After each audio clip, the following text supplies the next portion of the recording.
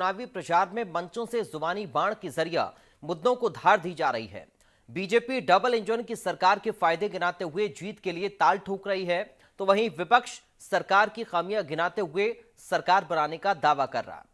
वार पलटवार के इकलाब के बीच उत्तर प्रदेश के मुखिया योगी आदित्यनाथ के बयानों ने सियासी शोलों को हवा दे दी है। नमस्कार, आप देख रहे हैं इंडिया न्यूज उत्तर प्रदेश उत्तराखंड। मैं हूं आपके साथ पराग गुप्ता।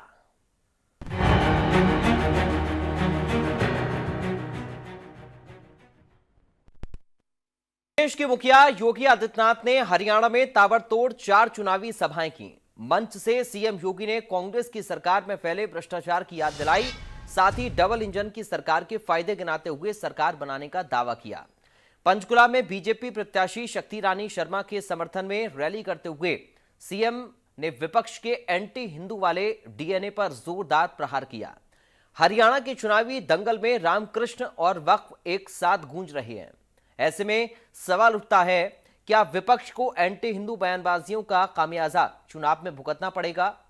क्या सीएम योगी का law and order model Haryana में भी कामयाब होगा? आज इन्हीं सवालों के इर्द गिर्द करेंगे बड़ी बहस, लेकिन उससे पहले सीएम योगी के बयान को सुनिए। वे ही नहीं, ये तो राम पे विश्वास नहीं करते, एक कृष्ण पे विश्वास नहीं करते। इनको चाहिए, कहते हैं कि राम के लिए भूमि नहीं होनी चाहिए, कृष्ण के लिए भूमि नहीं होनी चाहिए, भूमि तो केवल वक्फ बोर्ड के लिए होनी चाहिए। और इसीलिए इन्होंने चांद मोहम्मद को टिकट बना करके पंचकुला को लूटने के लिए भेज दिया है। उत्तर प्रदेश में हो, डबल इंजन की सरकार यूपी में है। बहन और भाइयों, कोई दंगा नहीं हुआ, कोई दंगा नहीं। दंगाई या तो जेल में है या जहन्नुम की यात्रा में जा चुका है। यूपी में दंगा नहीं होता है, और यही पीड़ा कांग्रेसियों को है। कांग्रेसियों की पीड़ा इसी बात को लेकर के है, क्योंकि कांग्रेस ने यूपी के एक खतरनाक माफिया को, बर्बर जो दुर्दांत माफिया था, उसको भी शरण दिया था और कई महीनों तक उसको अपने संरक्षण में रखा था। उसके साथ इनकी व्यावसायिक पार्टनरशिप थी। अब सोचो, माफिया और कांग्रेस की दोस्ती, संगठित अपराध में लिप्त माफिया हो, माइनिंग माफिया हो, वन माफिया हो, पशु माफिया हो, ये सभी इनके शागिर्द हैं। ये सत्ता में आएंगे फिर वही माफियागिरी करेंगे। इसलिए अच्छा है कि सत्ता में ही ना आए, इनको सत्ता से ही दूर रखो। और भारतीय जनता पार्टी जो विकास का कार्य करा रही है, इसके लिए भारतीय जनता पार्टी ने हरियाणा विधानसभा चुनाव में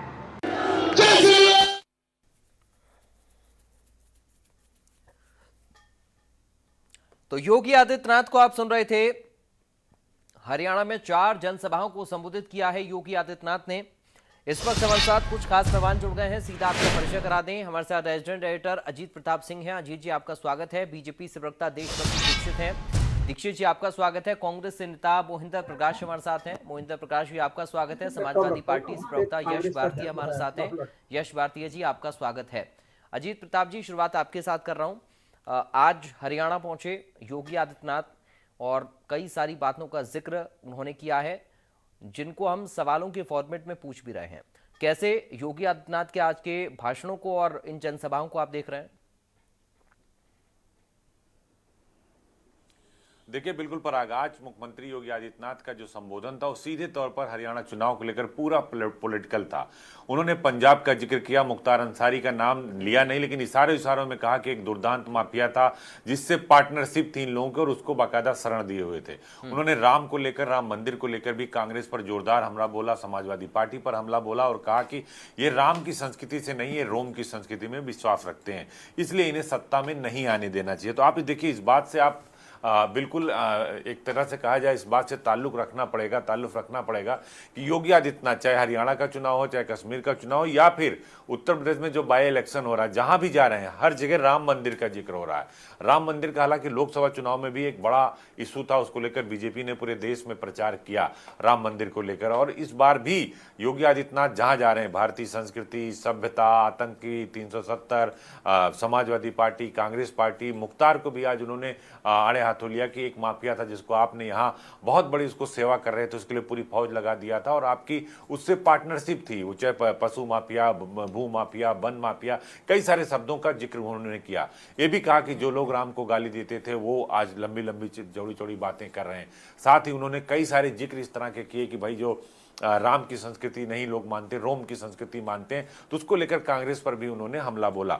हालांकि हरियाणा चुनाव और जो जम्मू कश्मीर का चुनाव चल रहा है वहां मान लिया प्रचार थम गया, तो उसको लेकर कहीं ना कहीं जो लाइन है योगी आदित्यनाथ ने वो बिल्कुल जो एक तरीके से कहा जाए सियासत में होता है, लोग अपनी एक तुष्टीकरण की राजनीति, धर्म की राजनीति, उसको बहुत ज्यादा जोर और बल दे दिया, हवा दे दिया है। वोटों का जो पोलराइजेशन है, जो एक तरीके से कहा जाए ध्रुवीकरण है, वो कहीं ना कहीं हरियाणा में भी होता नजर आ रहा है और योगी आदित्यनाथ उसमें कहीं ना कहीं कामयाब होते दिख रहे हैं। हालांकि कांग्रेस, जो दूसरे दल हैं, बसपा सुप्रीमो मायावती, समाजवादी पार्टी, सभी लोग वहां अपने चंद्रशेखर आजाद, रावण, सभी लोग इस पूरे जो सियासत है, जो वोट की राजनीति है, उसको साधने की कोशिश कर रहे हैं, लेकिन उसमें योगी आदित्यनाथ ज्यादा सफल दिखाई दे रहे हैं। पराग। ठीक है, यश भारती जी आपके पास में आ रहा हूं सर, कैसे देख रहे हैं योगी आदित्यनाथ के आज के भाषण को सर? देखिए, योगी आदित्यनाथ जी ने कहा कि सब बच्चे जो हैं वो राम बन के आ रहे हैं, लक्ष्मण बन के आ रहे हैं, कोई रावण नहीं बन रहा, कोई विभीषण नहीं बन रहा। तो जो बन नहीं रहा वो सारे रूप लेकर के तो योगी आदित्यनाथ जी हरियाणा पहुंचे ना। चाहे रावण का रूप ले ले, फेस बदल के आए, भगवा उड़ करके आए, जनता देख रही है। उत्तर प्रदेश की जनता इस बात को समझ चुकी है, इसीलिए लगातार उनका ग्राफ कम हो रहा है, चाहे विधानसभा में विधायक के रूप में, चाहे लोकसभा में सांसद के रूप में। तो ये दिख रहा है, ये जनता को जिस विश्वास के साथ में, क्योंकि ये पहले कार्यकाल में योगी आदित्यनाथ जी चेहरा नहीं थे भारतीय जनता पार्टी के कि मुख्यमंत्री कौन बनेगा, और जब चुने गए हैं उसके बाद लगातार ग्राफ बन रहा है, गिर रहा है। चाहे उपचुनाव का मामला हो, चाहे लोकसभा का मामला हो, आप उत्तर प्रदेश के आंकड़े देखें। जो गोरखपुर लोकसभा सीट योगी आदित्यनाथ जी ने मुख्यमंत्री बनने के बाद छोड़ी, वो गोरखपुर से हारे। उप मुख्यमंत्री केशव प्रसाद मौर्य ने छोड़ी, वो केशव प्रसाद जी उप मुख्यमंत्री वाली सीट हारे लोकसभा की। कैराना, जिसको इन्होंने रोल मॉडल बनाया, पलायन को लेकर, हिंदू मुसलमान को लेकर के राजनीति करी, वो कैराना हारे उपचुनाव में। तो लगातार भारतीय जनता पार्टी को देश की जनता ने उदाहरण बताया। अब ये प्रभु राम को लेकर के राजनीति करते हैं, प्रभु राम के नाम पे वोट मांगते हैं, तो अपने आप में एक बड़ी बेशर्मी है। लेकिन फिर भी फैजाबाद अयोध्या की जनता ने वहां भी इनको आईना दिखाया और लताड़ लगाई है कि हमारे प्रभु के नाम पे, आचरण पे राजनीति बंद करो। जितनी राजनीति आपको करनी थी आप कर चुके, अब राजनीति को बंद कीजिए, खत्म कीजिए। ये उसका प्रभाव था अयोध्या में, जहां हमने सामान्य सीट से एक आरक्षित वर्ग के व्यक्ति को दिया, अवधेश प्रसाद जी को, और अवधेश प्रसाद जी को जनता ने सहर्ष स्वीकार किया और इनको फैजाबाद सीट से हराने का काम किया। लगातार जिस बात पे ये भ्रष्टाचार कर रहे थे, चाहे प्रभु राम मंदिर के अंदर पानी जिस तरीके से लीक हुआ, हनुमान जी की मूर्ति वहां पे खंडित हुई और इन्होंने मोबाइल पे प्रतिबंध लगा दिया ले जाने के लिए। तो ये जिस तरीके का ढोंग करते हैं, चाहे रेलवे स्टेशन हो, सड़क हो, वहां की स्ट्रीट लाइट्स हो, हर तरह की चीजें असुरक्षित हैं, वो बातें ना करते हुए योगी जी हरियाणा में केवल आडंबर और झूठ फैलाने का काम कर रहे हैं। लेकिन हरियाणा की जनता जानती है, जिन बच्चियों ने देश का नाम रोशन किया देश में, दुनिया में, वो बच्चियां जब दिल्ली में धरने में बैठी थी तो भारतीय जनता पार्टी के लोगों ने उनको कैसे अपमानित किया। लेकिन जब जांच हुई तो अमित शाह जी के अंतर्गत आने वाला गृह मंत्रालय, दिल्ली पुलिस, उसने ये बताया कि हाँ, इन बच्चियों के साथ, महिला रेस्टर्स के साथ छेड़छाड़ हुई और भारतीय जनता पार्टी के नेता ब्रजभूषण जिन पे आरोप थे उन्होंने छेड़छाड़ करी। लेकिन भारतीय जनता पार्टी ने उनको बाहर करने की जगह संरक्षित करने का काम किया, ना सांसद से इस्तीफा दिलवाया, ना उनको रेस्टर के पद, जो जिस पद पे थे, जिसका विरोध था, उस पद से हटाया। उल्टा इनाम के तौर पे उनके बच्चे को लोकसभा का टिकट दिया और संसद में भेज करके उदाहरण पेश किया कि चाहे हमारी पार्टी में आतंकवाद की आरोपी तारीखें कर रही हो, न्यायालय में अभी भी तारीखें कर रही हो प्रज्ञा ठाकुर हो, चाहे बलात्कार के रूप में ब्रजभूषण शरण सिंह हो, हम सबको संरक्षण देंगे। लोकसभा में, विधानसभा में, राज्यसभा में सबसे ज्यादा अपराधी प्रवृत्ति के अगर लोग कोई है तो भारतीय जनता पार्टी के ठीक है। मोहिंदर प्रकाश जी, योगी आदित्यनाथ ने कहा कि कांग्रेस ने माफियाओं को शरण दी। जी हाँ, नमस्कार मेरे पैनल के सभी साथियों को जी और आपको भी एंकर महोदय। जो आदित्यनाथ जी ने जो कहा, देखिए शूर्पणखा जब अपने नाक कटाकर पहुंची थी रावण के पास, तो उसने प्रबल विलाप किया था। उसी तरह से विलाप योगी आदित्यनाथ यूपी में पार्लियामेंट की इलेक्शन हारने के बाद विलाप कर रहे हैं। जहां भी जाते हैं राम का नाम लेते हैं। राम मर्यादा पुरुषोत्तम थे। मर्यादा का मतलब आज की डेट में अगर आप ले तो कायदे कानून व्यवस्था है। जिस मर्जी को गोली मार दो, चाहे वो पुलिस संरक्षण में हो, उसे अस्पताल मेडिकल के लिए ले जा रहे हो, रास्ते में गुंडे बुलाकर पुलिस से गोली मरवा दी गई। जिस बेचारे ने किसी ने कोई अपराध किया, उसके घर वालों का कोई अपराध नहीं, उसका घर गिरा दो। ये अभी सुप्रीम कोर्ट ने इनको ऐसी डांट पिलाई है कि ये बुलडोजर क्या चलाते हैं आप। किसी ने अपराध किया है, उसकी फैमिली ने तो कोई अपराध नहीं किया। अगर ऐसे ही चलाना है कि साहब मैं अपराधी को गोली मार दूंगा, मैं बुलडोजर चला दूंगा, चाहे अपराध तय हुआ या नहीं हुआ, ये मर्यादा पुरुषोत्तम राम का काम नहीं था। मर्यादा पुरुषोत्तम राम ने तो रावण को भी समय दिया, उसको भी शिक्षा दी कि भाई मेरी शरण में आ जाइए। योगी आदित्यनाथ को आत्मचिंतन करना चाहिए कि मेरी यूपी के अंदर मेरी क्या दशा है। यूपी के अंदर युवा भाग रहा है, उसको बेचारे को एग्जाम देने के लिए बुलाया जाता है, पेपर लीक हो जाता है। उसको जब नौकरी की इच्छा होती है, पढ़ाई पूरी करने की इच्छा होती है, योगी आदित्यनाथ उसके बारे में कुछ भी नहीं बोलते। तो चीफ मिनिस्टर जो है यूपी के, वो अपना जो प्रलाप कर रहे हैं ना, ये शूर्पणखा वाला, उनको अब ज्यादा दिन प्रतीक्षा नहीं करनी पड़ेगी। वो वापस अपने गोरखपुर पहुंच जाएंगे, क्योंकि अब वक्त ऐसा आ चुका कि वध का वक्त आ गया। ये जो रावण रूपी शूर्पणखा रूपी जो भगवान राम का नाम लिए घूम रहे हैं, छद्म वेश में सीता को चिराने रावण भी पीले वस्त्र डाल करके आया था। तो आप देखिए यूपी का क्या विकास हुआ है। आप यूपी को देखिए, कभी आप पाकिस्तान की बात करते हैं, कभी पीओके की बात करते हैं, कभी राम की बात करते हैं। तो कांग्रेस ने 70 साल में जितना देश का विकास किया, उसी के बल पे योगी जी आज यूपी में आप चीफ मिनिस्टर बैठे हैं और सड़कों पर घूम रहे हैं। न जाने कितनी जो वैज्ञानिक शोध हुई हैं, जो देश में विकास हुआ है, न जाने कितने डैम बने हैं, न जाने कितने पीएसयू बने हैं। आपने यूपी के अंदर कोई सरकारी उपकरण बनाया कि आज तक? आपने सिर्फ अडानी अंबानी इनके उद्योगों को बढ़ावा दिया और आपने सड़कें बनाई, क्योंकि सड़कों में कमाई खूब होती है। आपको पार्टी चलाने के लिए पैसा खूब चाहिए होता है, क्योंकि वैभवकारी आपका ग्लैमरस वो होता है। फूलों की वर्षा होगी, जैसे कोई देव पुरुष आ रहा हो। अरे साधु सन्यासी हो, साधु सन्यासियों की तरह बिहेव करो, हाथ जोड़कर वोट मांगो। आप तो गाली देते फिरते हो दूसरों को। भगवान राम ने रावण को कभी गाली नहीं दी। भगवान राम ने दुश्मनों को कभी गंदा व्यवहार करने की शिक्षा नहीं दी। उन्होंने तो जो उनकी शरण में आ गया उसकी भी रक्षा की, उसको भी जो है प्यार से गले लगाया। तो योगी जी थोड़ा अपना अगर ज्ञान थोड़ा कहीं प्राप्त किया हो आपने, तो उसको जरा ज्ञान को अपने मन में मंथन कीजिए और अपने चेहरे और जबान पर लाइए। इतनी कड़वी जबान जो आप बोलते हैं ना, कांग्रेस क्या है, रोम क्या है। अरे रोम कभी आप गए हैं? आप रोम की भाषा क्यों बोलते हैं? रोम ने तो भारत के अंदर एक अपनी स्त्री भेजी, जो यहाँ भारतीय स्त्री का बनकर भारतीय स्त्री का एक रूप लेकर बैठी है। हमारी सोनिया गांधी जी जिनको ये लक्षित करते हैं, उन्होंने रोम का ऐसा क्या लक्षण दिखाया? आज भी भारतीय नारी का रूप वो लेकर बैठी हैं और कोई भी ऐसा लक्षण नहीं दिया कि वो रोम की है। भारतीयता को अपनाया, भारतीय नारी का एक रूप दिया, एक विधवा के रूप में उन्होंने अपने बच्चों को पाला, देश को नेतृत्व प्रदान किया 10 साल तक। ठीक है। तो योगी जी को आत्मचिंतन करना चाहिए। और अब ये हार रहे हैं, तो विलाप तो है, विलाप तो करना ही है। ठीक है। देशबंधु दीक्षित जी,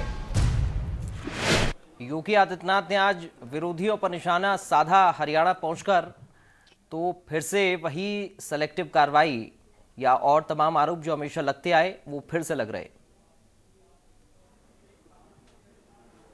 इंडिया न्यूज के सभी दर्शकों को नमस्कार और आज की महत्वपूर्ण चर्चा में यहाँ पे उपस्थित सभी पैनलिस्टों को नमस्कार। कांग्रेस के प्रवक्ता ने बहुत अच्छा, कम से कम इसी बहाने रामायण पढ़ तो ली। अरे कम से कम युवा राजकुमार को भी बता दीजिए, इतने सारे कैरेक्टर होते हैं। वो तो राम के प्रश्न चिन्ह पे ही सुप्रीम कोर्ट में हलफनामा दे के आए थे। खैर छोड़िए, कोई बात नहीं। अभी एक बार सपा के प्रवक्ता अयोध्या सीट की बात कर रहे थे, हालांकि वो फैजाबाद सीट है, लेकिन मैं वो गिनाना शुरू करूँ तो 14 आ रहे, 14 के बाद 17 आ रहे, 17 के बाद 19 आ रहे, 19 के बाद 22 आ रहे, 22 के बाद 24 आ रहे। लगातार 5-5, 6 चुनाव हारने के बाद अब 22 साल का बेदाग कैरियर हमारे यशस्वी प्रधानमंत्री का रहा। ये निभा नहीं पाया। और उनको इस सड़कों का जाल जो दिखता है, एक तो यमुना एक्सप्रेस गाते थे, आज आधा दर्जन से एक्सप्रेस है। 80 करोड़ लोगों को हम कोरोना के बाद भी, विस्तार के बाद भी भागदौड़ संभाले हुए अन्न दे रहे हैं। 4 करोड़ लोगों को हमने भोजन वजन दिया। ये जाति पात की राजनीति छोड़िए कांग्रेस जी, और बड़ा ये उदारवादी कहते हैं। 8 साल हो गए, एक दंगा नहीं हो गया। ये उत्तर प्रदेश जो है दंगों का प्रदेश कहलाता था, आए दिन दंगे होते रहते थे। और जो माफिया की बात की हमारे मुख्यमंत्री ने क्या कहा, 100% तो सत्य कहा। माफियाओं का भरण पोषण करने वाली समाजवादी पार्टी तो थी।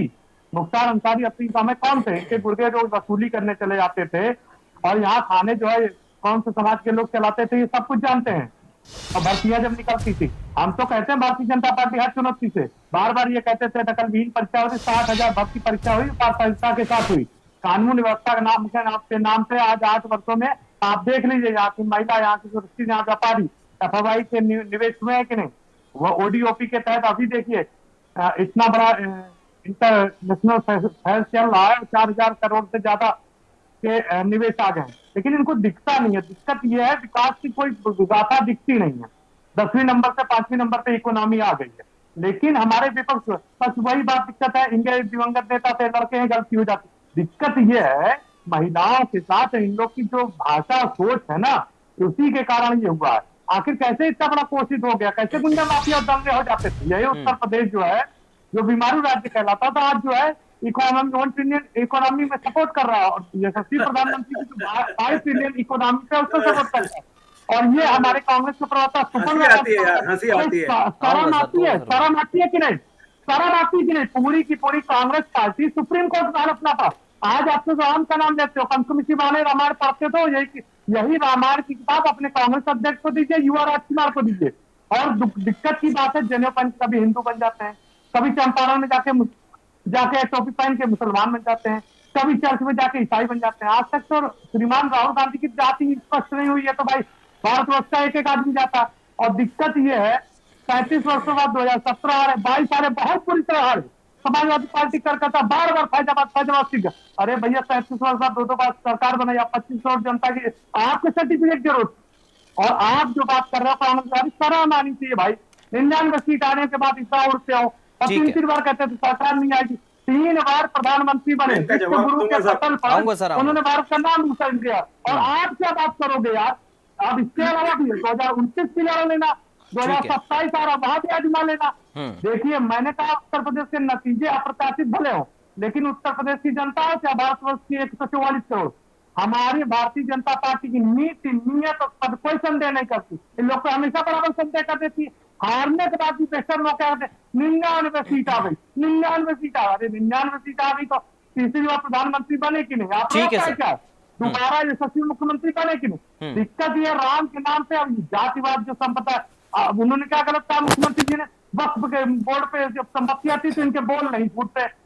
MY समीकरण, केवल मुस्लिम वाइज समीकरण से समाजवादी पार्टी का उत्थान हुआ था, और आज ये उसी समीकरण पे आते हैं जो 19% वोट उस पर लड़ते हैं। और आपको बता दें, जब भी चुनाव आने जब पैसा नहीं लगा है, या 10 सीटों का उपचुनाव है, जाति धर्म के नाम पे ये गलत रहते हैं। अच्छा, इनकी सरकारों में जब भी आप देखें दंगे होते थे, आज 8 साल से दंगे नहीं हो रहे, तो चिंता अपराधी या तो यमराज के पास पहुंच गए। ठीक है मोहिंदर जी, आऊंगा, आपको थोड़ा सा रुकना होगा। मैं यश जी के पास अभी जा रहा हूँ। ठीक है, यश जी के पास जा रहा हूँ, फिर आऊंगा मैं आपके पास। थोड़ा सा प्लीज रुक जाइए। यश जी जवाब देना चाह रहे हैं, बोलिए सर। पराग जी, ये बड़ा सीना चौड़ करके वही 56 इंच वाला सीना, जिसका कभी 56 इंच रहा नहीं, वो उसकी बात करते हैं। ठीक है, वही चाय वाला जिसने कभी चाय बेचे वो सार्वजनिक जीवन में यश भारती जी 22 साल से है, आप कुछ उखाड़ नहीं पाए, और 22 साल से उसने विश्वगुरु के नाम पर पत्र रखा। ठीक है, आपकी पार्टी का पाई ना आपके नेताओं का सुनिए, आपके दिवंगत संसद में प्रधानमंत्री बनने का। ठीक है सर, ठीक है, दीक्षित जी सुन लेते हैं एक बार क्या कह रहे हैं। ठीक है, ठीक है, समय कम दे दिया, ठीक है, एक-एक करके प्लीज। ठीक है, ठीक है, ठीक है, ठीक है, यश जी ये प्रलाप कर रहे हैं इनको। मोहिंदर जी आऊंगा सर, आऊंगा आपके पास आऊंगा। यश भारती जी को सुन लेते हैं पहले एक बार। प्रलाप और विलाप का अंतर होता पहले पराग जी, ठीक है, पराग जी, आपका चैनल एक सम्मानित चैनल है। मुझे निवेदन पूर्वक ये बता दीजिए, भारतीय जनता पार्टी के साथी ने अभी 3 बार एक शब्द का इस्तेमाल किया, उखाड़ लेना। क्या उखाड़, ये क्या होता है? थोड़ा हिंदी मुझे व्याख्या बता दीजिए कि दर्शकों को ऐसे शब्दावली सुनना अच्छा लगेगा आपके चैनल पे? अब मेरी भारतीय जनता बात पार्टी के नहीं। अभी 3 बार इन्होंने बोला उखाड़ सकते तो उखाड़ लेना। ये क्या होता है, थोड़ा हिंदी व्याकरण मेरा बड़ा कमजोर है, मेरा व्याकरण बड़ा कमजोर है। दिव्यांश जी आपसे नहीं पूछ रहा, दिव्यांश जी आपसे नहीं पूछ रहा, दिव्यांश बंधु दीक्षित भारतीय जनता पार्टी के नेता, मैं आपके चरित्र का सर्टिफिकेट आपसे नहीं मांगूंगा, मैं पराग जी से पूछ रहा ठीक है सर। हूं। देशबंधु दीक्षित जी और यश भारती जी, प्लीज एक एक करके बोल लीजिए और किसी भी ऐसे शब्द का इस्तेमाल मत करिए जिससे आपत्ति किसी को हो और दर्शक भी असहज महसूस करें। प्लीज यश भारती जी आप आइए विषय पर और अपनी बात रखिए। पराग जी, पराग जी, मैंने बोलने लगे कितना बेचारापन है भाई, कितने बेचारापन है, केवल उन्हीं के शब्द का अर्थ पूछ लिया। ठीक है दीक्षित जी प्लीज, ठीक है चलिए एक एक करके रख लीजिए सर, बात एक एक करके बोल लीजिए प्लीज। ठीक है चलिए आप कदम करिए सर, प्लीज विषय पर आइए, प्लीज यश भारती जी विषय पर आइए फटाफट रखिए अपनी बात। पराग जी विषय क्यों नहीं होना चाहिए? मैं अगर चर्चा कर रहा हूं, आपने हमें बुलाया है अपनी पार्टी का पक्ष रखने के लिए, मैं जिन शब्दों का चयन कर रहा हूं वो मेरा चरित्र और मेरी पार्टी का चरित्र बताती है। अगर वो शब्द ठीक है तो भारतीय जनता पार्टी के नेता ने 3 बार उसका इस्तेमाल किया और वो ठीक शब्द होगा, इसीलिए वो बोल रहे हैं और उस पर बहस भी करना चाह रहे थे बेशर्मी के साथ, माफी मांगने की जगह कि ठीक है मुझसे शब्दों का चयन गलत हो गया। आपके पास में क्या चाहते हैं? जो आपने कभी मुजफ्फरनगर दंगों के बारे में नहीं बोला, नहीं आज साथ जो नहीं आपने बोला जो बात पूरी हो जाने दीजिए, बात पूरी हो जाने दीजिए।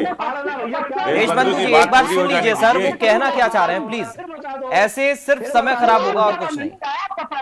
प्लीज सर निवेदन है मेरा आपसे, मैं निवेदन कर रहा हूँ, मैं निवेदन कर रहा हूँ सर, मैं निवेदन कर रहा हूँ प्लीज, ऐसे सिर्फ समय खराब होगा सबका और कुछ नहीं होगा।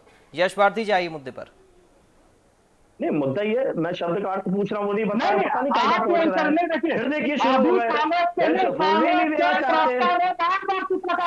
मैंने उस शब्द का किया क्या देश के यशस्वी प्रधानमंत्री प्रधानमंत्री, आप सपा का प्रवक्ता है ना, आप सुप्रका जैसे शब्दों का प्रयोग करेंगे।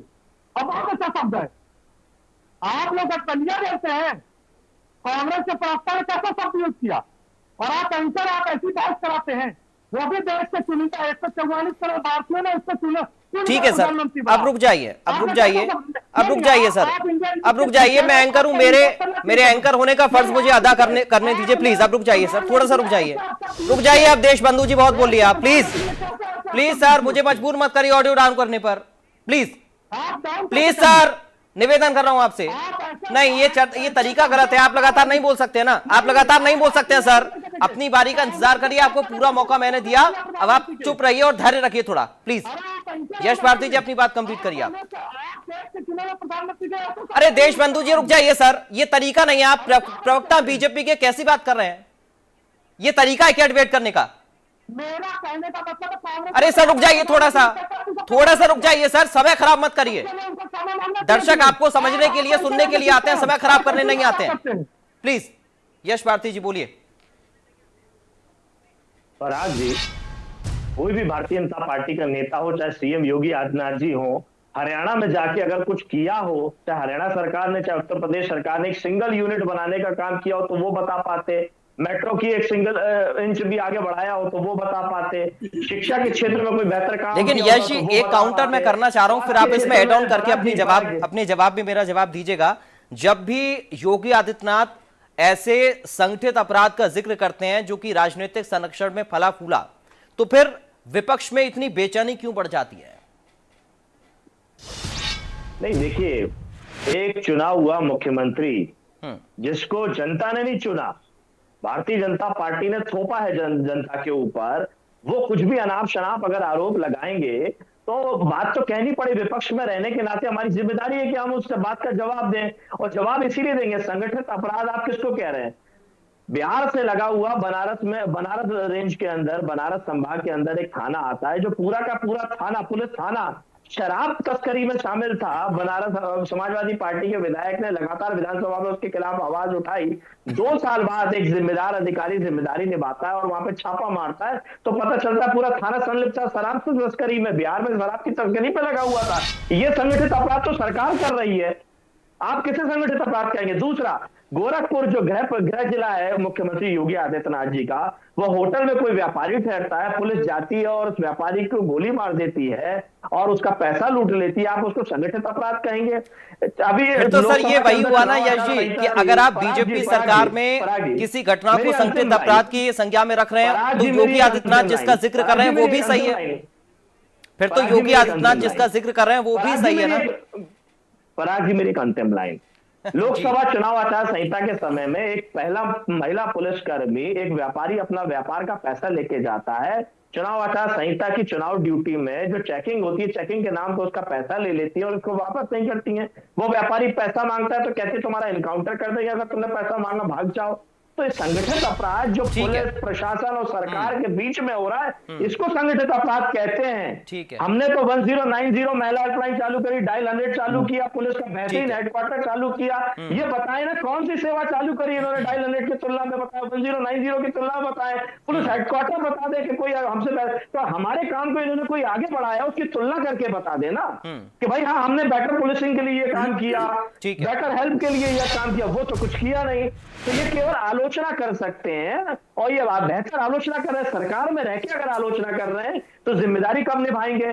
तो ये सत्ता छोड़ दे, हम जिम्मेदारी निभाएंगे, ये बेहतर आलोचना करते रहे। हम तो उनका भी स्वागत करते हैं। माननीय अखिलेश यादव जी एकमात्र नेता हैं देश भर में जिन्होंने अपनी कार्टून यानी आलोचना की भी किताब छाट के उत्तर प्रदेश विधानसभा में सारे विधायकों की बांटी।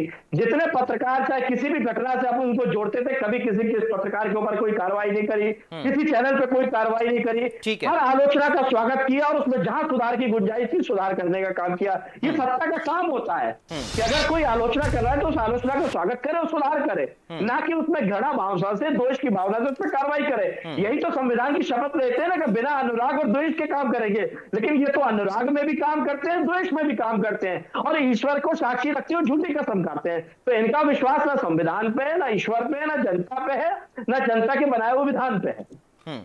यश जी, मुझे मेरी टीम की तरफ से बताया गया है कि आप हमारी इस चर्चा में इतने ही समय के लिए हमारे साथ हैं।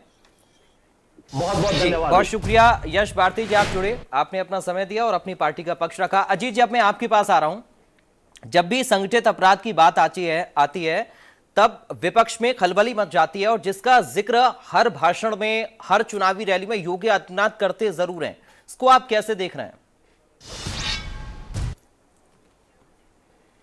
देखिए पराग, अभी जो समाजवादी पार्टी के प्रवक्ता एस भारती कह रहे थे कि चंदौली के थाने में पूरा थाना शराब की तस्करी में लगा था, संगठित अपराध चल रहा है, इसी सरकार के अफसर ने छापे मारकर पूरे थाने को सस्पेंड किया, उसको पर अंकुश लगाया, शिकायत मिली और उस पर कार्रवाई की गई। दूसरी बात वो जो बार बार कह रहे थे कि गोरखपुर में मुख्यमंत्री के गृह क्षेत्र में ऐसा हो गया, अगर उनको समाजवादी पार्टी की सरकार याद आ जाए तो शायद उस बात को नहीं कहेंगे कि कैसे लखनऊ में डिप्टी एसपी को जीप पर बांधकर घुमाया गया, कैसे उसकी पिटाई की गई।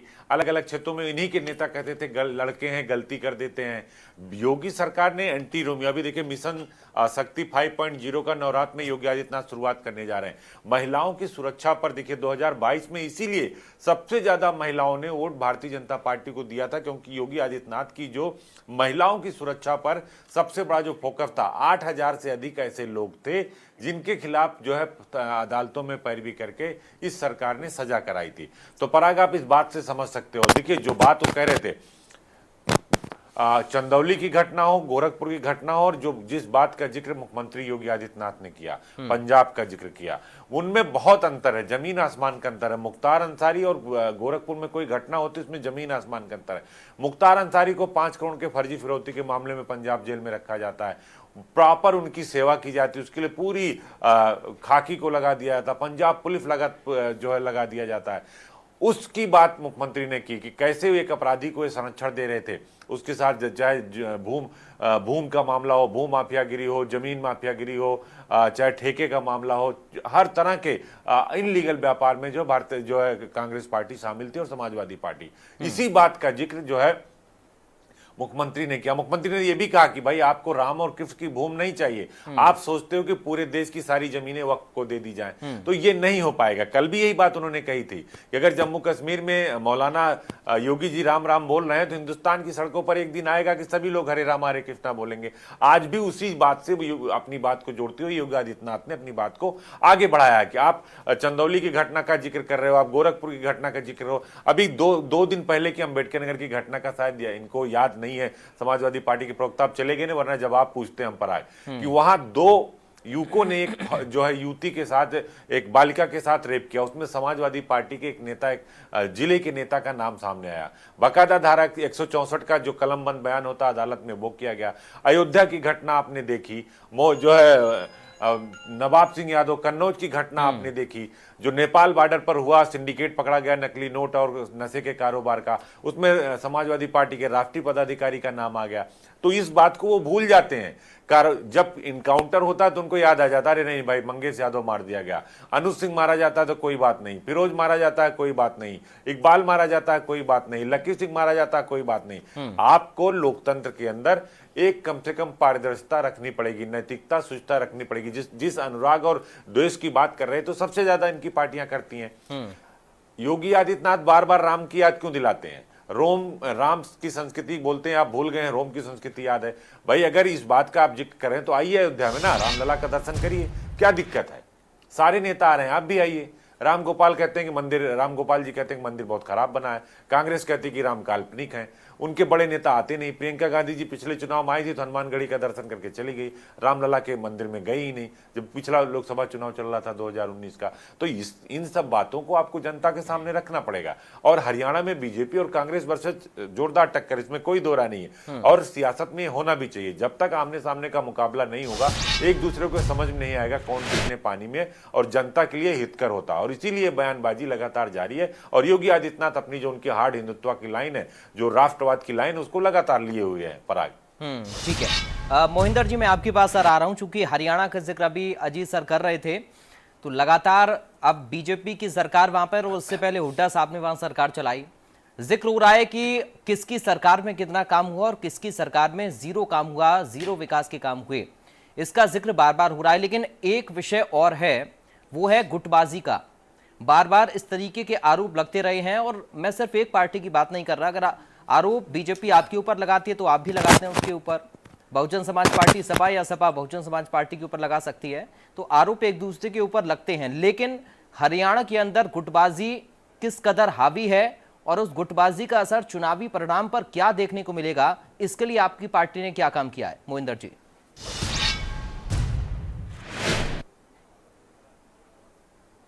आपकी आवाज नहीं आ रही सर, आप म्यूट हैं शायद। मेरे नहीं, मैं म्यूट हूँ। अब आ रही है?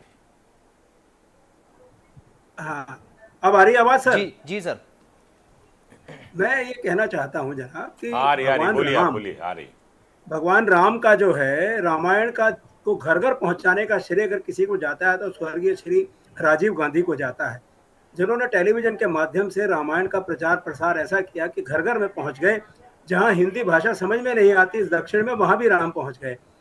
महाभारत का जो उन्होंने चित्रण कराया वो घर घर पहुंच गया। शास्त्रों के माध्यम से जो महाभारत और रामायण का चित्रण हुआ, तो देखिए हिंदी, आप कैसे बुराई कर सकते हैं कि हम राम को नहीं मानते, कांग्रेस पार्टी राम का अस्तित्व नहीं मानती, ये कैसे बयान है? अरे आपने तो इसमें आप सुप्रीम कोर्ट में हाल अपना आपकी जानकारी नहीं है। सुप्रीम कोर्ट में मेरा ख्याल है आप बोलने देंगे मुझे? इसका लिखित है, मैं एविडेंस दूं आपको क्या?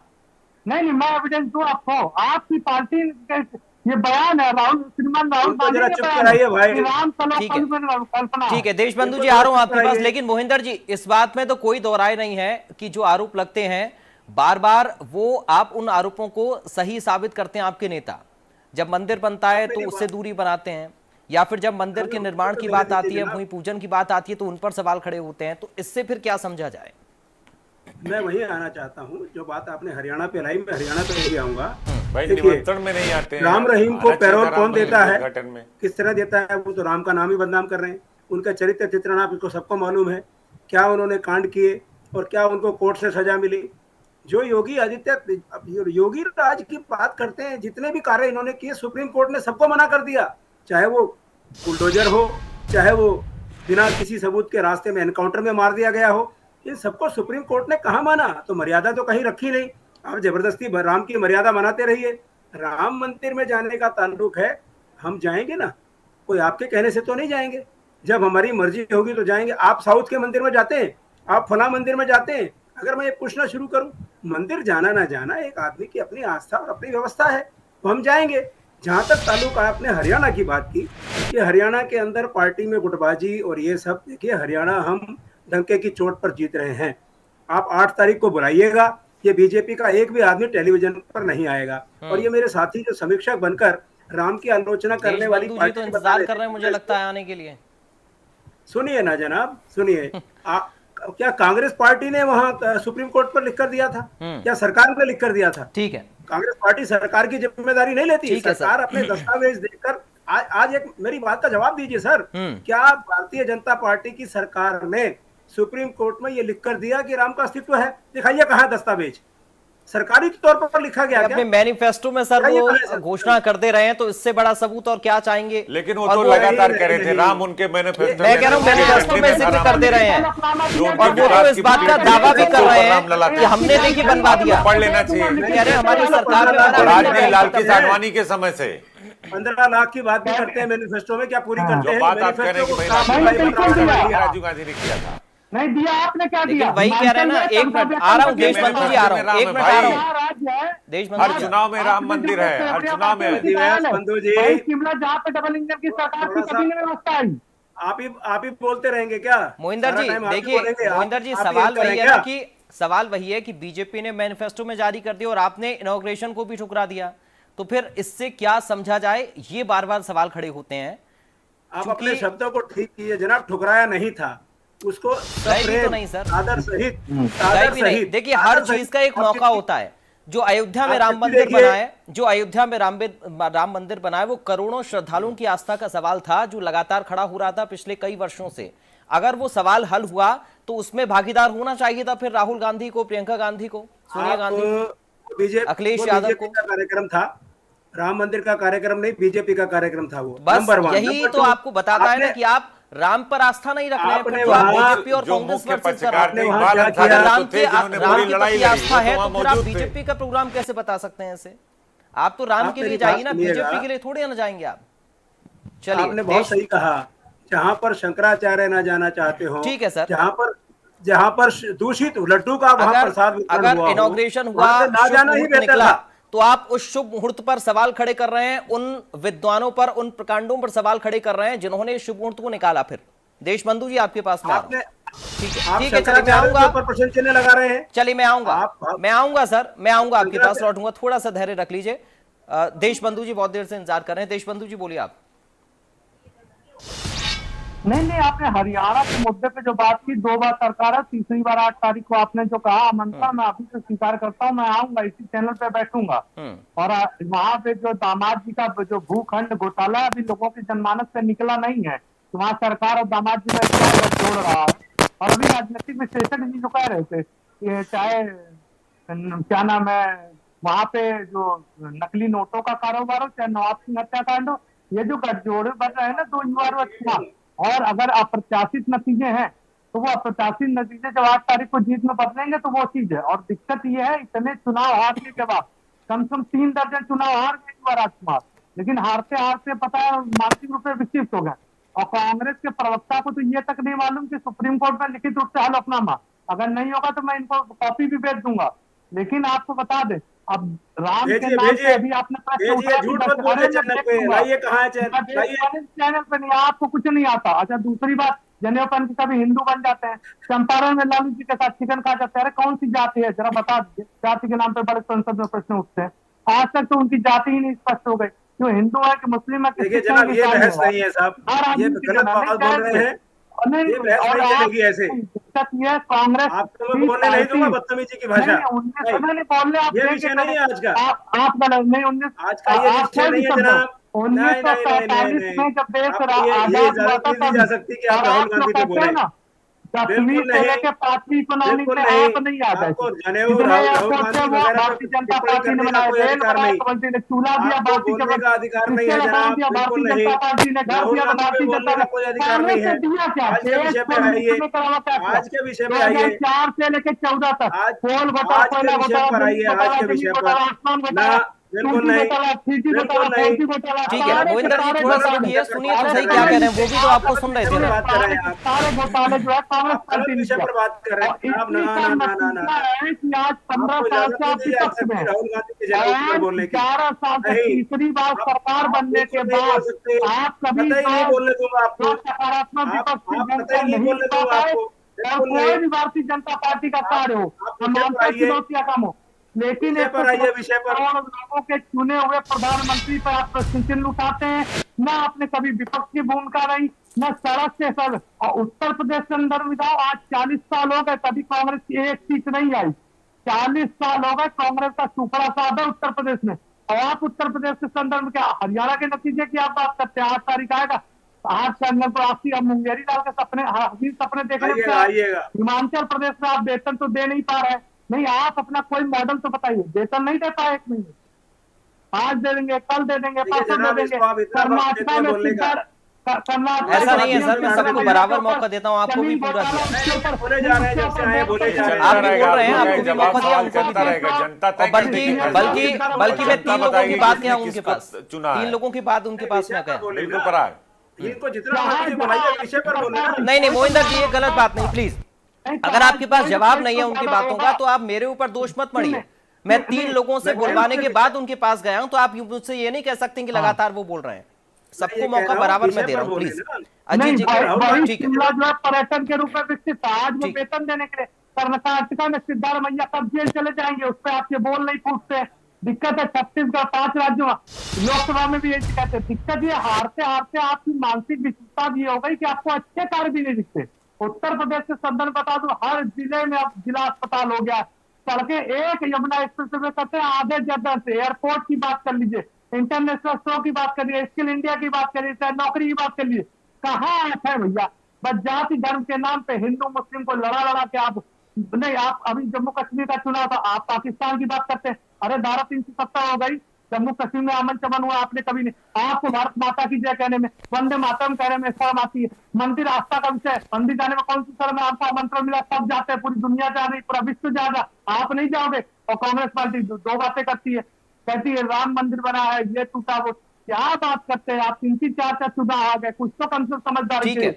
और आज विश्व की तीसरी इकोनॉमी आ गई है, चाहे आर्थिक मोर्चे पे, चाहे सामाजिक मोर्चे पे। और ये जातिवाद, संप्रदायवाद, भाषावाद, नक्सलवाद के नाम पे देश को तोड़ने का काम बंद कर दीजिए। और जाति के नाम पे ना विकसित। चलिए देशबंधु जी, मोहिंदर जी जवाब देना चाह रहे हैं, मैं मोहिंदर जी के पास आ रहा हूँ, फिर अजीत सर आपके पास आ रहा हूँ। ठीक है जनाब, मैं छोटी छोटी 2 ही बातें कहना चाहता हूँ। अगर भगवान राम का इन्होंने बहुत बढ़िया काम किया होता, मंदिर बनाकर पुण्य मिलना होता, तो प्रधानमंत्री बड़ी मुश्किल से इलेक्शन जीते हैं, बड़ी मुश्किल से, उसी उत्तर प्रदेश में जहां डबल इंजन की सरकार मानते हैं, लेकिन एक इंजन उत्तर की तरफ जा रहा है, बड़ी मुश्किल एक दक्षिण की तरफ जा रहा है। बहुत अच्छे तरीके से आ रहे हैं ना, ये बात तो सत्य है ना, आप अच्छे तरीके से आ रहे हैं। आप तो बार बार कह रहे थे तीसरी बार सरकार नहीं आएगी, आप अच्छे तरीके से आ रहे हैं कि नहीं? अभी यही कांग्रेस के प्रवक्ता, मैं बता दूं आपको, पराग जी, अभी आगे भी चुनाव है, 2027 का चुनाव अभी आगे भी है। और ये 206 सीटें चलाने के बाद लोकसभा पर मत जाइए, विधानसभा का चुनाव का अलग तासीर होता है। 2015 में 14 में 215 सीटें और 240 सीटों जीतने के बाद एनडीए गठबंधन 293 सिर्फ आप ही बोलेंगे जनाब। ठीक है, चलिए आप मोहिंदर जी को सुन लेते हैं। ठीक है, अब मोहिंदर जी क्या हो रहा है? बोलिए, किसी को बोलने नहीं देंगे भाई, बोलिए। हैं? ऐसे ही तुम देश चलाते हो भाई कि अपनी बोलते हो, दूसरे को बोलने नहीं देते। मैंने ये कहा कि प्रधानमंत्री जी बड़ी मुश्किल से जीते, ये तो एक सामने दिखाई दे रहा है। मैंने तो रिजल्ट नहीं निकाला, आपके चीफ इलेक्शन अफसर ने रिजल्ट निकाला। जितनी स्मृति ईरानी जी को जहां आप जिता रहे थे, वो पूरी तरह से 1.5 लाख से हारी। राहुल गांधी बड़े आराम से जीते, तो उसमें सोचने की जरूरत नहीं है। आप अपने आप को सोचिए कि राम भगवान जो है वो मंदिरों में रहने दीजिए, राम भगवान को सड़क पर मत लाइए। देखिए मुझे बोलने दीजिए, मैं आपको बोलने नहीं दूंगा। हासिल अपने आप दे दीजिए, 99 सीट जीतने के बाद आप जीत गए और हम 240 ठीक नहीं है, मैं चुप हो जाता हूँ, आप इनको बोलने नहीं देते। आपकी सोच तो समझ कर भी सलाम करता हूँ। देशबंधु जी एक बार सुन लेते हैं मोहिंदर जी को पूरी बात। नहीं देशबंधु जी देखिए, फिर आप बोल नहीं पाएंगे, मैं बोल रहा हूँ। अच्छा आप खत्म करिए, बोलिए आप मोहिंदर जी, आप बोलिए। मैं ये कहना चाहता हूँ कि एक शिक्षा भी देना चाहता हूँ। कांग्रेस पार्टी देश के अंदर गुलदस्ते की तरह देश को लेकर चलती है, हिंदू मुस्लिम सिख ईसाई सभी धर्मों का सम्मान करती है। मुझे नहीं लगता कि बीजेपी हिंदुओं के अलावा किसी और का सम्मान करती है। और वो इसी चीज को बरगलाना चाहती है धर्म के नाम पर। ये धर्म की जो अफीम की चाटनी है ये नहीं चलेगी। आप हिंदुस्तान को साथ लेकर चलिए, इलेक्शन जीतिए, हमें हारने में कोई गुरेज नहीं, लेकिन आप धर्म का इस्तेमाल मत कीजिए जो राजनीति में नहीं होना चाहिए। ठीक जहां तक ताल्लुक है धर्म का इस्तेमाल आपने किया, उसका नतीजा आप देख लीजिए। आप एक बार काट की हांडी की तरह चढ़ गए, लेकिन बाद में कुछ नहीं हुआ। आप हिंदुस्तान के किस किस कोने में हैं? सिवाय मध्य प्रदेश, गुजरात और इस छोटे से इलाके को छोड़ के आप पूरे हिंदुस्तान में कहीं नहीं है। छत्तीसगढ़ इससे ज्यादा और कहाँ है? हम पूरे हिंदुस्तान के लोगों ठीक के है। में हैं। अच्छा चलिए, मैं आप दोनों को अब रोकना चाहूंगा। मैं अजीत जी के पास जा रहा हूं। अजीत जी के पास भी बहुत सारे एनालिसिस आप लोगों की बातों को लेकर हैं, क्योंकि जब विधानसभा की बात होती है अजीत जी, तो आपने सही कहा कि मुद्दे अलग होते हैं, उसकी तासीर अलग होती है। और जब उत्तर प्रदेश में विधानसभा का चुनाव आएगा तब फिर क्या मुद्दे होंगे या फिर किस तरीके का माहौल होगा, यह अपने आप में बेहद दिलचस्प होगा। अजीत जी देखिए पराग, यही मैं कह रहा था कांग्रेस के साथी को अपने कि देखिए अभी लोकसभा चुनाव हुआ है। लोकसभा चुनाव में मुद्दा क्या था? संविधान और आरक्षण। बीजेपी के खिलाफ एंटी कंवेंसी भी थी, उसका भी आपको लाभ मिला। लेकिन जब 2027 का विधानसभा चुनाव होगा उत्तर प्रदेश में, या वन नेशन वन इलेक्शन की अगर पूरी तरह से लागू हो गया, तो ये चुनाव आगे भी बढ़ सकता है और पहले भी 27 में भी हो सकता है। उस वक्त क्या परिस्थितियां होंगी ये देखना होगा। अभी ठीक है 37 सीटें आप जीत गए, कांग्रेस पार्टी भी उसमें जीती है, समाजवादी पार्टी भी जीती है, लेकिन अभी का माहौल कुछ और था। जब आप उत्तर प्रदेश का असेंबली इलेक्शन लड़ने आएंगे तो बिल्कुल माहौल अलग हो जाएगा। और देखिए रही बात राम की और रोम की, जिस बात को आज योगी आदित्यनाथ ने उठाया है, तो देश की सियासत में ऐसे बयानबाजी हमेशा होती रही है। राम मंदिर की बात जो बार बार हो रही थी, राम मंदिर में देश भर के लोगों को निमंत्रण गया था, कांग्रेस को भी गया था, कांग्रेस के नेतृत्व नहीं आए। इन्हीं की पार्टी के आचार्य प्रमोद कृष्णम वहां पहुंचे और सबसे पहला बयान उन्होंने दिया कि अगर राहुल गांधी आ जाते तो भगवान राम उनकी जो बुद्धि को खोल देते और सब कुछ ठीक हो जाता, लेकिन नहीं आए। अब आप ही की पार्टी के नेता थे, इसीलिए मैं बोल रहा हूं।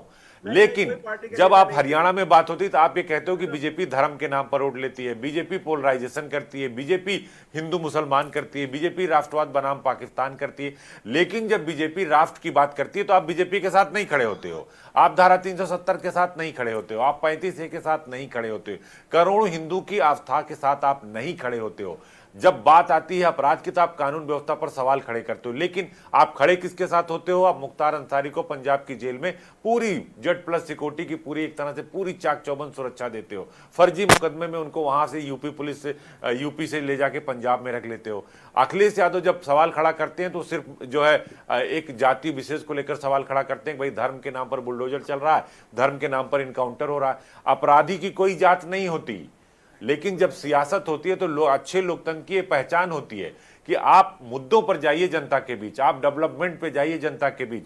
और अगर कोई बात सही हो, अगर महिलाओं की सुरक्षा हो रही है, 8000 से अधिक लोगों को अदालतों में पैरवी करा के सजा दिलाया। यूपी देश का नंबर 1 राज्य है जो महिलाओं के खिलाफ अपराध करने वालों को सबसे ज्यादा सजा दिला पाया। नवरात्र के पहले दिन मुख्यमंत्री एक बार फिर मिशन शक्ति 5.0 शुरू करने जा रहे हैं, तो जो पिकेट है वो बढ़ाई जा रही है, जो महिलाओं की सुरक्षा के लिए जो गश्त है, पेट्रोलिंग है, वो बढ़ाई जा रही है। आप सिर्फ उसी में पड़े हो, धर्म की सियासत में पड़े हो। जनता क्या चाहती है, सभी राजनीतिक दलों के लोगों को जाकर जनता के बीच में पूछना चाहिए। अगर आप नहीं पूछोगे तो ऐसे ही होता रहेगा। और अभी 37 सीट जीतकर उसके मुंगेरी लाल के हसीन सपने में मत पड़िए, क्योंकि जब चुनाव आएगा 240 सीटें बीजेपी जीती, एनडीए ने बहुमत से सरकार बना रही। और ऐसा नहीं कि एनडीए ने बाद में उन्होंने गठबंधन कर लिया, एनडीए ने एक साथ मिलकर चुनाव लड़ा था। रही बात जो अयोध्या फैजाबाद की बार बार हमारे साथी चर्चा कर रहे थे, उस पर भी प्रकाश डाल देते हैं। अयोध्या विधानसभा सीट समाजवादी पार्टी नहीं जीती है, लोकसभा जीती है, और उसमें अयोध्या विधानसभा नहीं आती जहां पर रामलला का मंदिर है, रामलला विराजमान है, भगवान राम का मंदिर है। वहां पर भारतीय जनता पार्टी की चुनाव जीती है। ओवरऑल लोकसभा आप जीते हैं। और जिस अवधेश प्रसाद को आपके मुखिया अखिलेश यादव पूरे लोकसभा में बाह में बाह डालकर घुमा रहे थे और ये बता रहे थे कि हमने एक बड़ा मैसेज दिया, हमने अयोध्या हरा दिया है, उसी समाजवादी पार्टी के सांसद के बेटे पर FIR हुआ मारपीट का। उन्हीं के करीबी मोहित खान पर बच्ची के साथ दुष्कर्म का आरोप लगा है, उन्हीं के नेताओं पर आरोप लगा। अभी मैंने एक दिन पहले का उदाहरण दिया। तो जब आप इस पर बात करेंगे तो सब कुछ आपको बोलना पड़ेगा और ये बताना पड़ेगा कि आप किस मुद्दे पर राजनीति कर रहे हैं। और सामने वाला योगी आदित्यनाथ की तो लाइन क्लियर है, उनकी लाइन क्लियर है कि हम राम को मानते हैं, हम अपने आराध्य को मानते हैं। एक बार जब चुनाव आयोग ने उनको रोक दिया था 2019 के लोकसभा चुनाव में, तो उन्होंने कहा मुझे मेरे आराध्य की पूजा करने से कोई नहीं रोक सकता। वो हनुमान मंदिर, राम मंदिर, सब जगह जा रहे थे। आप अपनी लाइन क्लियर करिए कि आप राम के ठीक है। पास जाएंगे कि नहीं जाएंगे, आप जनता के पास जाएंगे कि नहीं जाएंगे। पराग, चलिए मोहिंदर जी बहुत संक्षेप में एक अपना फाइनल रिएक्शन रखिए, बहुत संक्षेप में सर। मेरे साथी बहुत अच्छी राजनीतिक विशेषज्ञ के तौर पर आए थे, लेकिन वो लाइन बीजेपी की ही लिए बैठे थे। देखिए, यूपी के अंदर कांग्रेस पिछले 30-40 साल से वहां न विधानसभा में थी न लोकसभा में थी। लोकसभा में जब 2004 या 2009 के अंदर कुछ सीटें उनकी हमारी आई थी और हमने बहुत कोशिश की थी कि यूपी को सुधारा जाए। तो यूपी के अंदर क्या हुआ क्या नहीं हुआ, उसके लिए समाजवादी पार्टी से इनको सवाल करने चाहिए, कांग्रेस से नहीं। जहां तक ताल्लुक कांग्रेस का है, देखिए हम किसी धर्म विशेष के साथ नहीं चलते। समाजवादी पार्टी से ही कर रहा था, मैं ओवरऑल समीक्षा कर रहा था, मैं अपना पक्ष रख रहा था। आप अपने पक्ष के रखने के साथ साथ आप कांग्रेस की भी बुराई कर रहे हैं। हम किसी धर्म के साथ नहीं चलते, ये कितनी बार कहेंगे? मैंने किसी की बुराई नहीं की, मैंने कहा कि आपको जनता काम तो यही है ना कि वो क्या देख रहे जाना होगा, हैं, कैसे उसको, मैंने ये बात कही। वही तो मैं कह रहा हूं सर, वो तो वही बता रहे हैं जो उन्होंने देखा अपने करियर में, अपने अनुभव से, और जो बातें हैं उनको तो जुटाया नहीं जा सकता है। खैर सर, मोहिंदर जी अब मैं माफी चाहूंगा आज के लिए, क्योंकि वक्त मुझे इतनी इजाजत दे रहा अभी के लिए। बहुत शुक्रिया आपका जुड़ने के लिए, देशबंधु जी आपका शुक्रिया, अजीत प्रताप जी आपका शुक्रिया, और यश भारती हमारे साथ जुड़े थे, उनका बहुत शुक्रिया हमारे साथ चर्चा का हिस्सा बनने के लिए। तो लगातार योगी आदित्यनाथ की सभाएं हरियाणा में, आज भी 4 जनसभाओं को संबोधित उन्होंने किया, और एक बार फिर से विपक्ष को आड़े हाथों लिया, अपराध का भी जिक्र किया, और साथ ही विपक्ष